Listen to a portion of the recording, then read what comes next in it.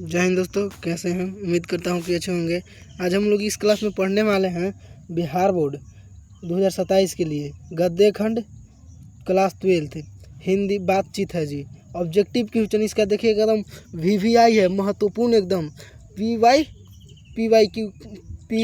PYQ question है, previous year question, पूछा हुआ क्वेश्चन, और एग्जाम में निश्चित है कि आता ही आता है। तो इस क्लास को शुरू करने से पहले आप लोग लाइक और सब्सक्राइब जरूर कीजिएगा, और क्लास अच्छा लगे तो शेयर जरूर कीजिएगा जी। देखिए पहला क्वेश्चन चलते हैं। पहले हम लोग पहला क्वेश्चन पर। पहला क्वेश्चन कह रहा है, ध्यान दीजिएगा। पहला क्वेश्चन कह रहा है, किस युग के रचनाकार हैं? बालकृष्ण भट्ट किस युग के रचनाकार हैं? ऑप्शन ए में है भारतेंदु युग, बी में है द्विवेदी युग, और सी में है छायावादी युग, और डी में है प्रगतिवादी युग। तो इसका आंसर क्या हो जाएगा जी, बताइएगा। Option number A, Balkrishna Bhatt किस युग के रचनाकार थे? तो भारतेंदु युग के। अगला प्रश्न में चलते हैं हम लोग। अगला प्रश्न कह रहा है, ध्यान में प्रश्न कह रहा है कि बातचीत शीर्षक निबंध के निबंधकार कौन है? बातचीत शीर्षक निबंध के निबंधकार कौन है? कह रहा है ऑप्शन नंबर ए में है जयप्रकाश, मोहन राकेश, बालकृष्ण भट्ट है, भगत सिंह। जयप्रकाश नारायण जी संपूर्ण क्रांति लिखे हैं। क्या? संपूर्ण क्रांति। और मोहन राकेश सिपाही की माँ, मोहन राकेश सिपाही की माँ लिखे हैं। भगत सिंह एक लेख और एक पत्र। तो हमारा ऑप्शन नंबर क्या हो जाएगा? सी, बातचीत शीर्षक निबंध के निबंधकार कौन है जी? बालकृष्ण भट्ट है। ऑप्शन नंबर बी हो जाएगा हमारा राइट आंसर जी। ध्यान दीजिएगा। अगला नंबर प्रश्न, तीसरा नंबर प्रश्न देखते हैं हम लोग। तीसरा नंबर प्रश्न कह रहा है, ध्यान से देखिएगा, बालकृष्ण भट्ट जी का जन्म कब हुआ था? बालकृष्ण भट्ट जी का जन्म कब हुआ था, बताइएगा जी। ऑप्शन नंबर ए में है 23 जून 1844, बी में है 23 जून 1884, सी में है 20 जुलाई 1902 में, और डी में है 18 दिसंबर 1834 में। तो ऑप्शन नंबर हमारा क्या हो जाएगा? Option number A. कब जन्म हुआ था बालकृष्ण भट्ट जी का जी, बताइएगा। 23 जून 1844 ईस्वी में। इनकी मृत्यु कब हुई थी? 1914 ईस्वी में। ध्यान से देखिएगा जी। अगला प्रश्न हम लोग देखते हैं। अगला प्रश्न कह रहा है कि बालकृष्ण भट्ट जी का निवास स्थान कहाँ है? मतलब वहाँ रहते थे कहाँ बालकृष्ण भट्ट जी, कहाँ रहते थे? ऑप्शन नंबर ए में है वाराणसी उत्तर प्रदेश, इलाहाबाद उत्तर प्रदेश, लखनऊ उत्तर प्रदेश, पटना बिहार। तो हमारा क्या हो जाएगा? बालकृष्ण भट्ट जी कहाँ रहते थे? इलाहाबाद उत्तर प्रदेश में रहते थे जी। बालकृष्ण भट्ट कहाँ रहते थे? Allahabad Uttar Pradesh. Option number B. चलिए अगला प्रश्न देखते हैं हम लोग। 5वां नंबर प्रश्न एकदम एग्जाम में आना है, निश्चित है कि आएगा ही। देखिएगा ध्यान से एकदम क्लास, और लाइक से शेयर जरूर कीजिएगा जी। चलिए देखिए 5वां नंबर क्वेश्चन कह रहा है कि बालकृष्ण भट्ट ने किस पत्रिका का संपादन किया? बालकृष्ण भट्ट किस पत्रिका का संपादन किया है जी? पूछा पत्रिका, किस पत्रिका का संपादन किया था? ऑप्शन नंबर ए में है आर्यावर्त, हुंकार, या हिंदी प्रदीप, या पंजाब केसरी। तो ऑप्शन हमारा क्या हो जाएगा? Option number C, Hindi Pradeep की संपादना की थी उन्होंने। अगला प्रश्न, 6ठा नंबर प्रश्न देखिएगा जी। 6ठा नंबर प्रश्न कह रहा है, ध्यान से देखिएगा। 6ठा नंबर प्रश्न कह रहा है जी कि हिंदी प्रदीप मासिक पत्र निकालना कब प्रारंभ किए थे? तो हिंदी प्रदीप मासिक पत्र निकालना कब प्रारंभ किए थे जी? 1877 है। ऑप्शन नंबर ए में 1888, 1890, 1870 ईस्वी में। तो निकालना कब प्रारंभ किए थे जी? 1870 ईस्वी में। और ये हिंदी प्रदीप मासिक पत्र कितने वर्षों तक चलाए थे? 33 वर्षों तक। और किनके समय थी? चलिए अगला प्रश्न देखते हैं। 33 वर्षों तक चलाए थे जी हिंदी प्रदीप मासिक पत्र को। अगला प्रश्न देखिएगा, 7वां नंबर प्रश्न कह रहा है कि बालकृष्ण भट्ट के पिताजी का क्या नाम था? बालकृष्ण भट्ट जी के पिताजी का क्या नाम था जी? ऑप्शन नंबर ए में है बेनी प्रसाद भट्ट, देनी प्रसाद, या टेनी प्रसाद भट्ट, और सेनी प्रसाद भट्ट। तो ऑप्शन नंबर हमारा क्या हो जाएगा? बेनी प्रसाद भट्ट। पिताजी बालकृष्ण भट्ट जी के पिताजी का क्या नाम था? बेनी प्रसाद भट्ट। और माता जी का क्या नाम था जी? माता जी का नाम था पार्वती देवी, पार्वती देवी, याद रखिएगा जी। अगला क्वेश्चन पूछने वाला क्वेश्चन है, पूछा भी है एग्जाम में, ध्यान दीजिएगा। अगला प्रश्न 8वां नंबर प्रश्न कह रहा है, 8वां नंबर प्रश्न देखिएगा। 8वां नंबर प्रश्न कह रहा है कि बालकृष्ण भट्ट की माता जी का नाम क्या है? अभी ये बताएं जी, बालकृष्ण भट्ट जी की माता जी का क्या नाम है जी?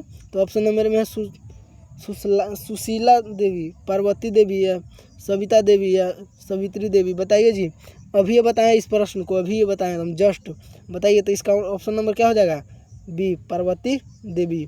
बालकृष्ण भट्ट जी की माता जी का क्या नाम था? पार्वती देवी। अगला प्रश्न 9वां नंबर प्रश्न देखिएगा। कह रहा है कि बातचीत के माध्यम से भट्ट जी क्या बताना चाहते हैं?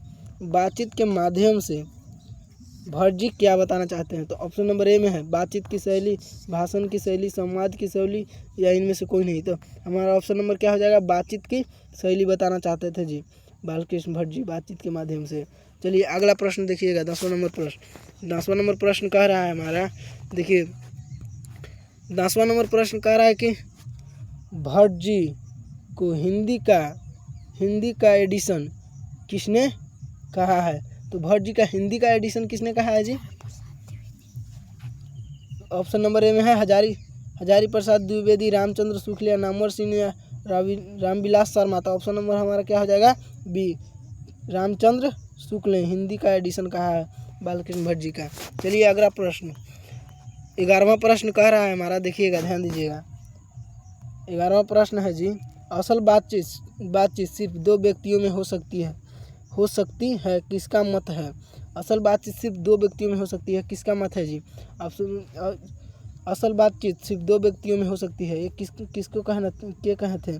ऑप्शन नंबर ए में है एडिसन या बेन जॉनसन या मिल्टन या स्पेसर। ऑप्शन नंबर ए क्या हो जाएगा हमारा? Edison. Option number A Edison हो जाएगा जी। असल बातचीत सिर्फ दो व्यक्तियों में हो सकती है, किसने बताया था? एडिसन जी ने। चलिए अगला प्रश्न देखिएगा, 12वां नंबर प्रश्न। लाइक ज़रूर कीजिएगा जी, क्लास बढ़िया लगे तो। पूछने वाला एकदम VVI है, एकदम एग्जाम में आता ही आता है। चलिए अगला प्रश्न देखिएगा। अगला प्रश्न कह रहा है कि ध्यान से देखिएगा जी। अगला प्रश्न कह रहा है, चलिए देखिए, बोलने से ही मनुष्य के रूप का सत्कार होता है, किसने कहा था? बोलने से ही मनुष्य के रूप का सत्कार होता है, तो किसने कहा था जी? ऑप्शन नंबर बी हो जाएगा हमारा आंसर, बेन जॉनसन ने। चलिए अगला प्रश्न देखिएगा, 13 नंबर प्रश्न पूछता है जी, एग्जाम में पूछा गया भी है। कह रहा है कि आर्ट ऑफ कन्वर्सेशन कहाँ के लोगों में सर्वाधिक प्रचलित है? आर्ट ऑफ कन्वर्सेशन कहाँ के लोगों में सर्वाधिक, कहाँ उपयोग सबसे ज़्यादा किया जाता था आर्ट ऑफ कन्वर्सेशन का? तो कहाँ किया जाता था जी? ऑप्शन नंबर ए में है अफ्रीका, ऑप्शन नंबर ए में है अफ्रीका, या बी में भारत, यूरोप या कनाडा। तो क्या हो जाएगा हमारा आंसर? सी, यूरोप में। आर्ट ऑफ कन्वर्सेशन सबसे ज़्यादा कहाँ उपयोग होता था? यूरोप में। कहाँ जी? यूरोप में। भाई चलिए अगला प्रश्न देखिएगा, 14वां नंबर प्रश्न पूछा जाता है एग्जाम में जी। 14वां नंबर प्रश्न हमारा कह रहा है, देखिएगा, भट्ट जी ने हिंदी प्रदीप का संचालन कितने वर्षों तक किया था? बताया था जी, भट्ट जी ने हिंदी प्रदीप का संचालन कितने वर्षों तक किया था? तो 33 वर्षों तक किया था। 33 वर्षों तक भट्ट जी ने हिंदी प्रदीप का संचालन किए थे। अगला और बताइए, निकालना कब प्रारंभ किए थे हिंदी प्रदीप का बालकृष्ण भट्ट जी? 1877 ईस्वी में, 1877 ईस्वी में। याद रखिएगा जी, बताएं इसके पहले प्रश्न इसको। चलिए अगला प्रश्न कह रहा है, 15 नंबर देखिएगा प्रश्न। 15 नंबर प्रश्न कह रहा है कि बालकृष्ण भट्ट ने एंट्रेंस परीक्षा कब उत्तीर्ण की थी? मतलब कब पास किए थे? बालकृष्ण भट्ट ने एंट्रेंस की परीक्षा कब पास किए थे? तो ऑप्शन नंबर हमारा क्या हो जाएगा जी? 1867 में पास किए थे, या 69 में पास किए थे, या 70 में, या 72 में। तो हमारा क्या हो जाएगा? कब एंट्रेंस की परीक्षा पास किए थे? तो 1867 ईस्वी में पास किए थे जी।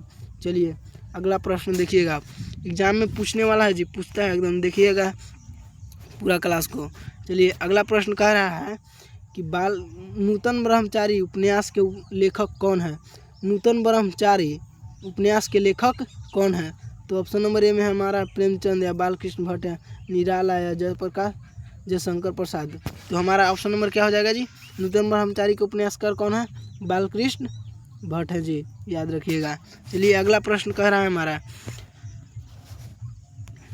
है कि रॉबिन्सन क्रूसो ने 16 वर्षों के बाद किसके मुख से एक बात सुनी थी।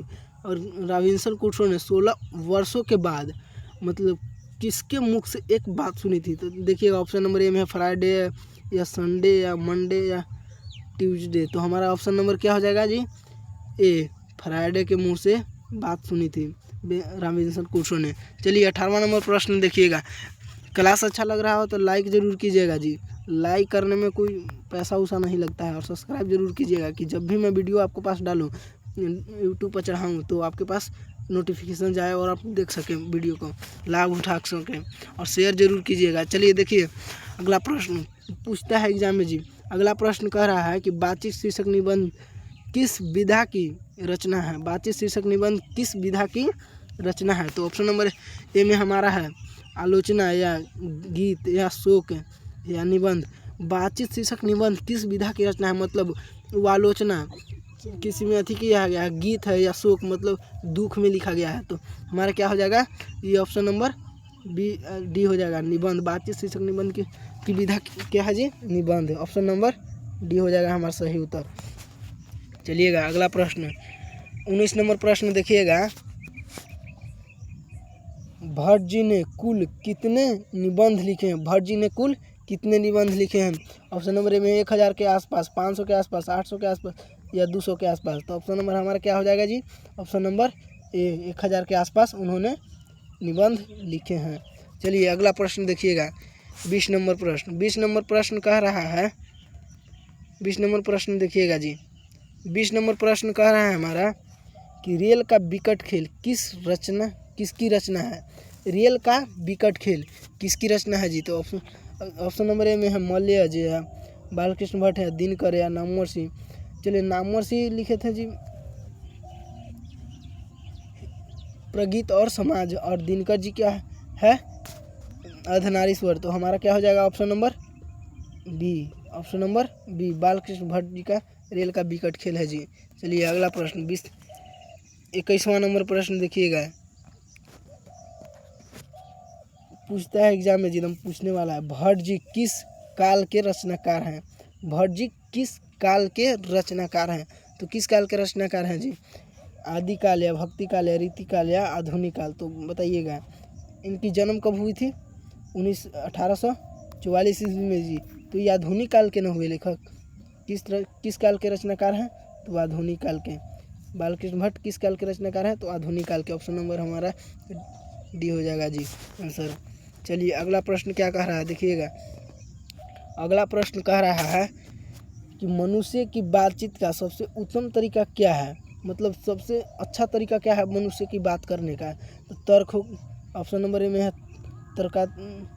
तर्कपूर्ण बात करना, या वाक होकर अपने से बातचीत करना, या भीड़ से बातचीत करना, या विद्वता पूर्ण बात करना। तो हमारा ऑप्शन नंबर क्या हो जाएगा जी? अपने से वाक्य होकर अवाक होकर अपने से बातचीत करना मनुष्य की सबसे अच्छी उत्तम तरीका है बातचीत करने की। क्या?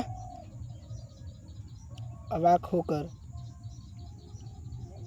अपने से बातचीत करना। ऑप्शन नंबर हमारा क्या हो जाएगा जी? बी। चलिए अगला प्रश्न देखिएगा। अगला प्रश्न क्या कह रहा है, चलिए ध्यान दीजिएगा। अगला प्रश्न कह रहा है 23 नंबर, एकदम पूछता है एग्जाम में, आएगा 2027 के लिए, इसमें लगा लीजिए जी, ठीक है, आना ही तो आना है। देखिएगा अगला प्रश्न कह रहा है कि दमयंती स्वयंवर किस लेखक की रचना है। दमयंती स्वयंवर किस लेखक की रचना है? ऑप्शन नंबर ए में है चंद्र शर्मा गुलेरिया, मल्य जय, बालकृष्ण भट्ट, भगत सिंह। तो हमारा ऑप्शन नंबर क्या हो जाएगा जी? सी, बालकृष्ण भट्ट जी का दमयंती स्वयंवर रचना है। चलिए अगला प्रश्न देखिएगा 24 नंबर प्रश्न। 24 नंबर प्रश्न क्या कह रहा है, चलिए ध्यान दीजिए। भट्ट जी का स्वभाव कैसा था? भट्ट जी का स्वभाव कैसा था, कैसे रहते थे? स्वतंत्र और भीख और संकोचक या डरपोक या आलसी। तो क्या था जी, ऑप्शन नंबर हमारा क्या हो जाएगा, ए। स्वतंत्र और निर्भीक रहते थे जी। चलिए 25 नंबर प्रश्न देखिएगा। 25 नंबर प्रश्न हमारा क्या कह रहा है, ध्यान से देखिएगा जी। पूछता है संवाद में सबसे महत्वपूर्ण क्या होता है। संवाद में सबसे महत्वपूर्ण क्या होता है। ऑप्शन नंबर ए में है तर्क, जिज्ञासा या आत्मीयता या प्रभावपूर्ण भाषा। तो हमारा ऑप्शन नंबर क्या हो जाएगा जी, सी। आत्मीयता का सबसे महत्वपूर्ण, संवाद में सबसे महत्वपूर्ण क्या होता है, तो आत्मीयता होता है। चलिए अगला प्रश्न 26 नंबर प्रश्न देखिएगा जी। 26 नंबर प्रश्न क्या कह रहा है कि भट्ट जी का निधन कब हुआ था, मतलब इनकी मृत्यु कब हुई थी जी। भट्ट जी की मृत्यु कब हुई थी, इनकी जन्म बताइएगा पहले कब हुआ था।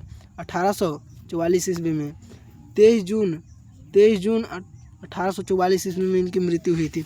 तो जन्म कब हुआ था इनका वो बताए थे 1914 ईस्वी में इनकी निधन हुआ था जी। चलिए देखिएगा इनकी निधन कब हुआ था, 1914 ईस्वी में। चलिए स्मॉल डेट के साथ दिले है जी। कह रहा है ऑप्शन नंबर 20 जुलाई 1914 में इनकी मृत्यु हुई थी। ऑप्शन नंबर हमारा हो जाएगा ए आंसर। चलिए अगला प्रश्न देखिएगा 27 नंबर प्रश्न। चलिए एग्जाम में पूछने वाला है जी, ध्यान से देखिएगा। चलिए 27 नंबर प्रश्न हमारा क्या कह रहा है कि बातचीत से मन किस प्रकार का हो जाता है। बातचीत करने से हमारा मन कैसा हो जाता है, बताइएगा कैसा हो जाता है जी। भारी और बोझिल, हल्का और स्वच्छ, मैला और कुचैला, इनमें से कोई नहीं। तो ऑप्शन नंबर हमारा क्या हो जाएगा, एकदम हल्का और स्वच्छ हो जाता है किसी से बातचीत करने के बाद। चलिए ध्यान दीजिएगा, कोई मन में पीड़ा हो तो किसी से बता दीजिए, हल्का हो जाएगा मन। देखिएगा जी। चलिए देखिएगा अगला प्रश्न कह रहा है कि कितने कानों में पड़ी बात खुल जाती है, मतलब कितने कानों में पड़ी बात खुल जाती है जी। ध्यान जी दीजिएगा। तो ऑप्शन नंबर हमारा क्या हो जाएगा 6। देखिए कैसे खुल जाता है। तो हम लोग मान लो 3 व्यक्ति है, तो 3 व्यक्ति है, तो 3 व्यक्ति से बात करेंगे, आपस में बात करेंगे तो कहीं कोई एक न बता ही देगा जी। ध्यान दीजिएगा अगला प्रश्न क्या कह रहा है हमारा, बालकृष्ण भट्ट का उपन्यास कौन सा है। बालकृष्ण भट्ट जी का उपन्यास कौन सा है, उपन्यास पूछ रहा है जी, बताइएगा। ऑप्शन नंबर हमारा क्या हो जाएगा, ऑप्शन नंबर ए में है गोदान या मैला आंचल या 100 अजान 1 सुजान या कफन। तो हमारा क्या हो जाएगा जी, आंसर हमारा क्या हो जाएगा 100 अजान 1 सुजान। इनका उपन्यास था 100 अजान 1 सुजान। ऑप्शन नंबर हमारा सी हो जाएगा जी। चलिए देखिएगा अगला प्रश्न 100 अजान 1 सुजान कैसी विद्या, अभी बताएं जी। 100 अजान 1 सुजान कैसी विद्या है, बताइएगा।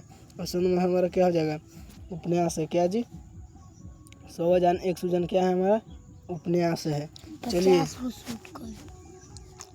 अगला प्रश्न देखिएगा। अगला प्रश्न क्या कह रहा है 32 नंबर, बातचीत शीर्षक निबंध के अनुसार रस का समुद्र किनकी बातचीत में उमड़ चला आता है। तो ऑप्शन नंबर हमारा दिले है कि 2 हमजोली सहेलियों की बातचीत में, या 2 पुरुषों की बातचीत में, या 2 बच्चों की बातचीत में, 2 मूर्खों की बातचीत में। तो हमारा ऑप्शन नंबर क्या हो जाएगा जी, ऑप्शन नंबर ए 2 हमजोली सहेलियों की बातचीत में। बातचीत शीर्षक निबंध के अनुसार समुद्र की रस उमड़ आता है जी 2 हमजोली सहेलियों की बातचीत में। चलिए अगला प्रश्न देखिएगा, आचार विडम्बना भट्ट जी की कैसी कृति है। आचार विडम्बना भट्ट जी की कैसी कृति है, तो बताइए जा।